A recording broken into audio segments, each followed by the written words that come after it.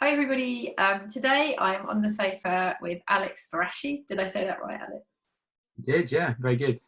Alex is the content strategist at Virgin Atlantic. Welcome, Alex. Hello, everyone. Thank you for having me. Um, I'm going to kick right off with asking you about your career in travel, because for the last few years you've worked for a number of travel brands. How did that happen? Was that deliberate? I brought props with me because I thought that you would ask this kind of question. So I bought this. So Oh, this is a lovely old brochure back when we used to print content rather than having it all online. And you might be able to see there's a little picture of a jumping person there. it's So that you. was me. That was me back when I was fresh out of uni, and I went and worked a couple of ski seasons for Ingham's. Um, Basically just because I wanted to learn to ski, and didn't kind of have any other plans immediately post uni. So I went and did that, and I absolutely loved doing that and thought, you know what, I need to work in this industry one way or another. But I also kind of thought I can't really just stay in the Alps forever. Um, so I started applying to all the ski companies, and I was lucky enough to get a job working for Crystal Ski, who were part of, well, they still are part of TUI. So I came back to Kingston for my first office job. Um, it wasn't strictly speaking what we'd call a content role nowadays. It was assistant product manager, um, but basically it involved a lot of what we now would do in a content team. So writing brochure copy, writing web copy, choosing images, cropping them, liaising with suppliers as well to get new content to help promote those resorts and those hotels. Mhm. Um, but also then deciding which hotels and resorts we should be selling in the first place. So that's why it kind of wasn't just a pure content role. So did you have to do a lot of traveling? It sounds like you had some pretty good perks. It was, yeah, it was fantastic. I mean, that's probably the main reason that people who work in travel, right? Because the pay is definitely not going to compare with an investment bank, but the perks you get and the ability to travel and it be work are just fantastic. When I was Mm. at Crystal, we used to have fantastic late deals available to us. So we would say, you know what, we're not doing anything next week. We've got a holiday. Let's go away. And it would basically be less than a night out back home to go away for a whole week, in a chalet in the Alps. It was incredible. You must be a pretty good skier by now then. I'm not bad. Yeah, I was lucky. I mean, when you live in the Alps for 2 winters, you kind of have no excuse not to be pretty decent. The main danger is now thinking that I'm still a seasonaire when I only go 1 week in the winter is kind of dangerous. Yeah, you come back with broken bones. Yeah, I saw a lot of people when I was a rep who did come back with broken bones. So there is that still in the back of my mind to avoid. Occupational hazard of working in travel, I guess. And Indeed. talking of occupational hazards, working in travel, it's not a great time right now. Obviously, you've had some pretty tough times over the last few weeks at Virgin Atlantic. And I read your article about being the skeleton crew, and I really liked it because very open and honest. And it must have been, oh, it probably still is, but it must be pretty hard for you for many reasons. I mean, I guess like on the plus side, people are really understanding how bloody important their content teams are right now. But it also must be a lot of pressure because you're quite a small team, aren't you?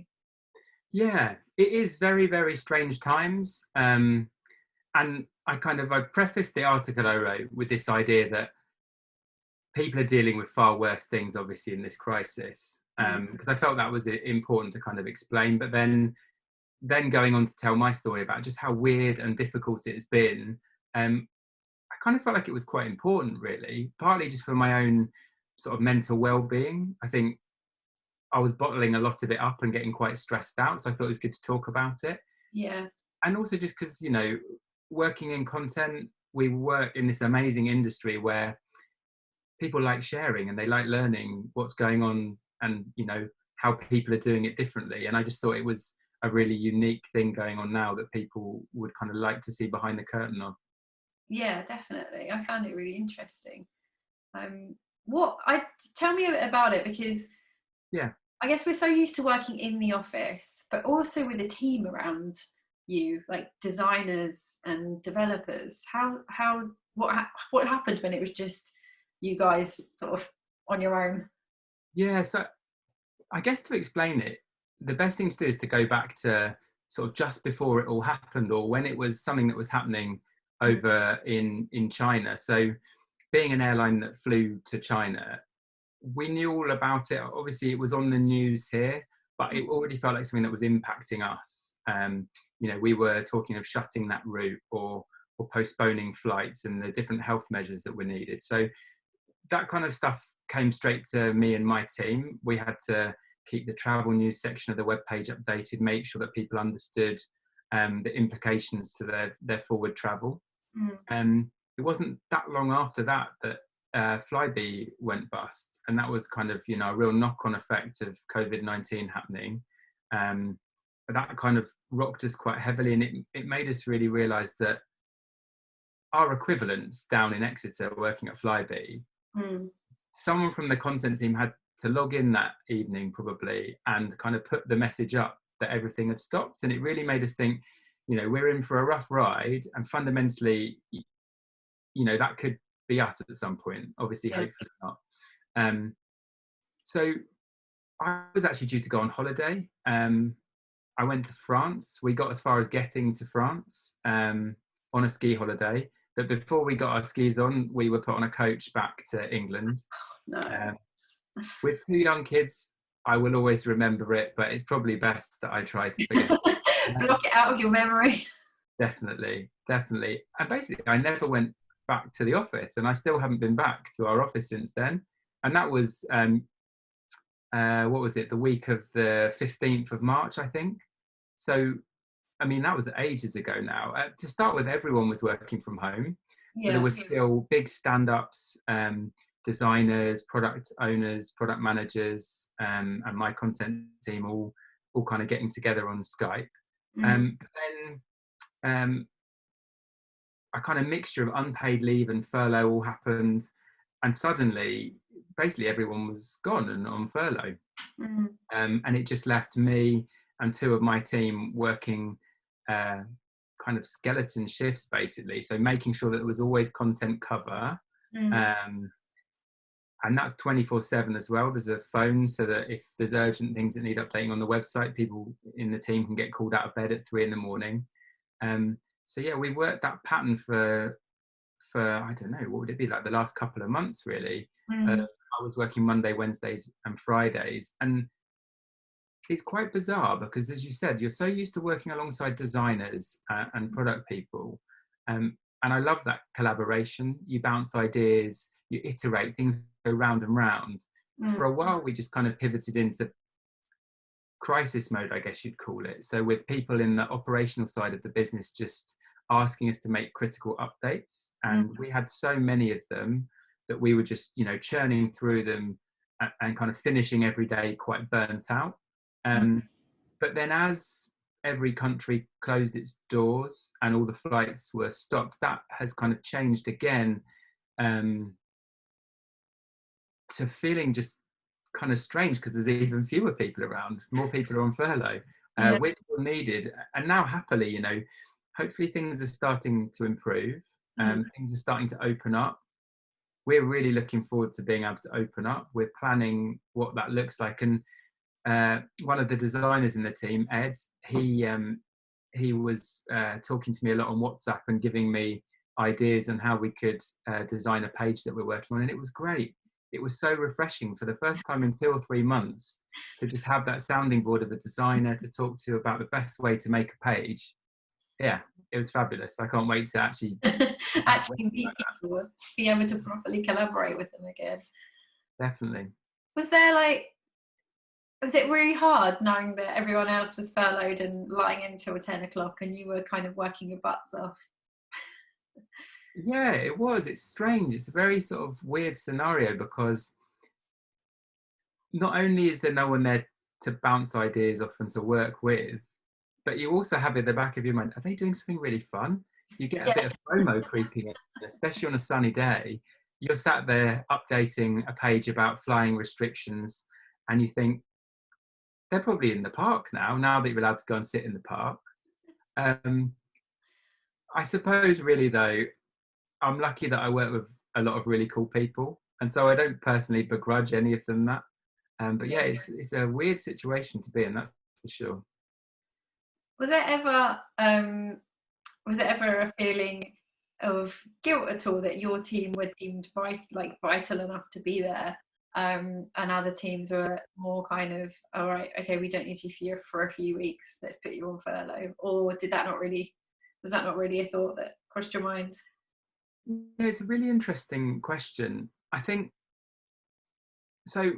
One of the things which I don't know if it's guilt, but it's this kind of weird sense of having to justify why I am working. Yeah. So people, friends who don't work at Virgin, they know that lots of Virgin staff are furlough, and they sometimes the question, oh well, how come you're working? Mm. And then at the moment, my eldest daughter's not going to school because the school's shut. But technically, aviation is listed as like a key worker, a key worker role. Mm. So I have this weird situation where, as someone who's deemed business critical in an industry which counts as a key industry, we probably could argue that she would go to school. Mm. But I'm so obviously not a key worker in the way that lots of people are. I would never see myself like that. It would be ridiculous. And so, we're not sending her to school. We kind of see those places as being for doctors, nurses, carers. But it's strange. It still means I've had these conversations where I've had to explain that it is an important thing that we're doing. Like people don't just go on planes because they're going on a fun holiday for someone's 40th to Vegas.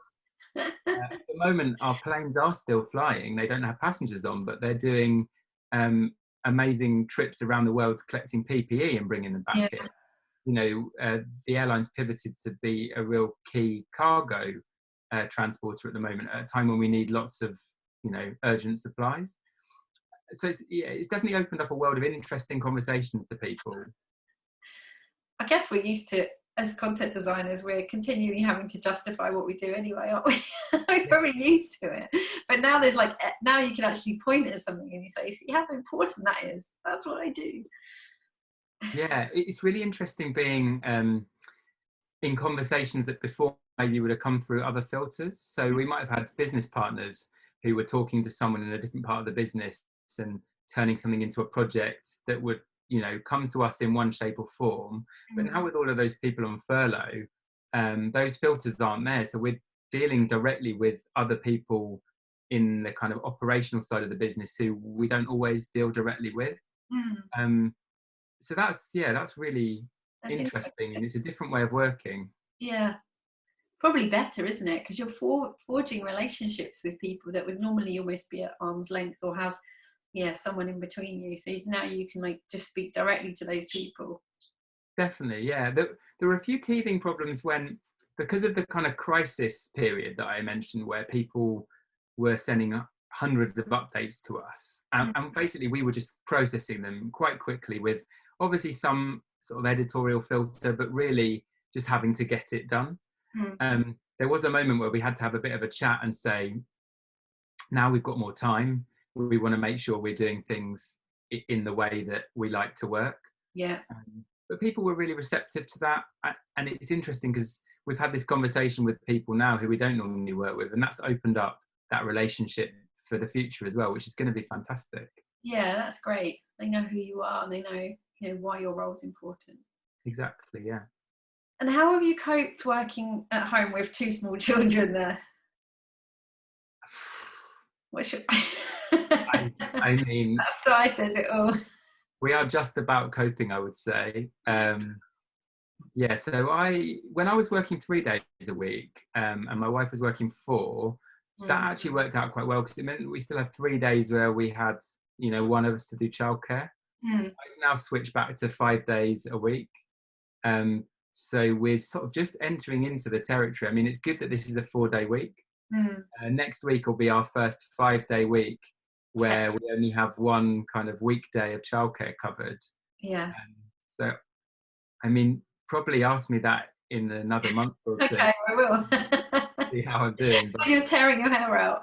I think it will be that. There's a lot of YouTube getting watched. Fortunately, people have begun creating content for YouTube in a completely new way as well. Maddie, who's a kids TV presenter, who my daughter loves watching on CBeebies, she's now basically started her own TV channel every day with her partner Greg, and it's brilliant. It's kind of reminds me of TV back when we were young, like the Broom Cupboard or Blue Peter. Yeah, at the Duck. That was amazing. Yeah, it's really good, and it's all free.